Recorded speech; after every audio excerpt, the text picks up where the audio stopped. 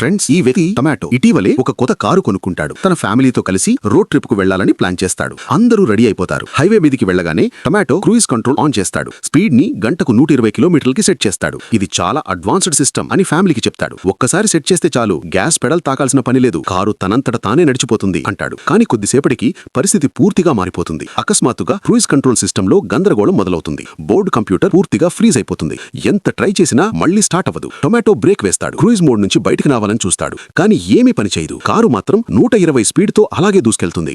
మొదట ఫ్యామిలీకి ఇది జోక్ అనిపిస్తుంది. మమ్మల్ని భయపెట్టడానికి ఇలా చేస్తున్నాడేమో అని అనుకుంటారు. కానీ ముందుకు వెళ్లే కొద్దీ ట్రాఫిక్ పెరుగుతుంది. రోడ్డుపై వాహనాలు నిలబడిపోతాయి. ఆటోమేటిక్ సిస్టమ్ ప్రమాదకరంగా మలుపులు తీయడం మొదలుపెడుతుంది. అప్పుడికే అందరికీ భయం మొదలవుతుంది. అప్పుడే టొమాటో నాన్న డేవిడ్ ఒక ఐడియా చెప్తాడు. క్రూయిజ్ కంట్రోల్ బటన్ ని గట్టిగా నొక్కితే ఆఫ్ అయిపోతుందని నేనెక్కడో విన్నాను అంటాడు. ఒక్కసారి ట్రై చెయ్యి అని చెప్తాడు. టొమాటో అలాగే చేస్తాడు. కానీ దానికి బదులుగా స్పీడ్ ఇంకా పెరిగిపోతుంది. క్రూయిజ్ కంట్రోల్ ఆఫ్ అవ్వదు.